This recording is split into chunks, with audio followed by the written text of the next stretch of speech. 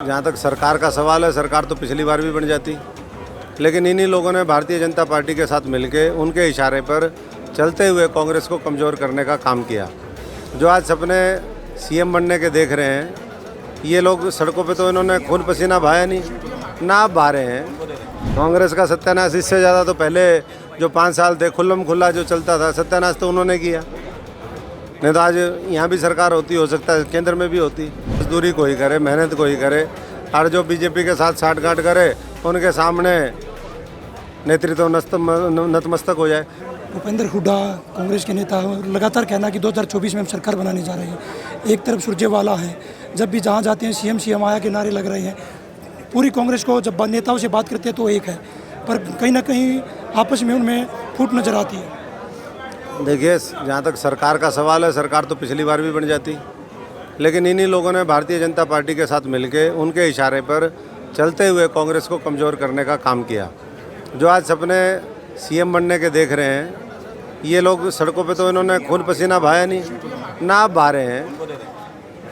कांग्रेस की तो कल्चर ही है, भाई ड्राइंग रूम में बैठो, षड्यंत्र रचो, लोगों को सरकार में आ जाओ लूट लो, और नहीं तो आराम से बैठो, साठगांठ कर लो जो सरकार है, चाहे पहले किसी की रही हो आज किसी की हो। तो ऐसे लोग मैं नहीं समझता कि लोग उनके ऊपर भरोसा कर सकते हैं। बाकी जहाँ तक लड़ाई का सवाल है, ये तो जारी रहेगी। कहते हैं भाई ढाक के 3 पात, तो यही मामला रहेगा इनका।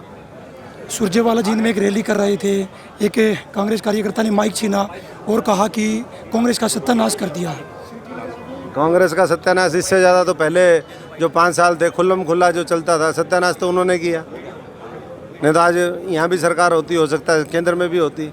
सत्यानाश तो यही G23 बनाना, उनका भाजपा के शीर्ष नेतृत्व के इशारे पर काम करना, तो इसी ने जो है वो किया है। और ऐसे ही लोग जो आज बीजेपी के साथ मिलकर राजनीति कर रहे हैं, ऐसे ही लोगों की वजह से बीजेपी का हौसला बढ़ा। ऐसे ही लोगों की वजह से नॉर्थ ईस्ट तक बीजेपी पहुंच गई। कहाँ थी नॉर्थ ईस्ट में बीजेपी? ऐसे ही लोगों ने मिल करके उसको वहाँ पहुँचाया, और आज इसीलिए वहाँ पर हिंसक घटनाएँ घट रही हैं। इसीलिए बीजेपी बार बार कभी किसान को मारती है, कभी मजदूर को मारती है, कभी नौजवान के ऊपर लाठी चलाती है, और कहीं जो है हमारी बहन बेटियों की इज्जत आबरू लूटती है। आप कांग्रेस में थे, प्रदेश अध्यक्ष भी थे, कांग्रेस छोड़ने का क्या कारण था कि कांग्रेस छोड़कर एकदम आना पड़ा? इस तरह से अन्य कुछ नेता और भी कांग्रेस छोड़कर गए। ये तो मैंने कई बार जवाब दे दिया, इसका तो फिर और किसी समय पे फिर उपयुक्त जवाब दे देंगे।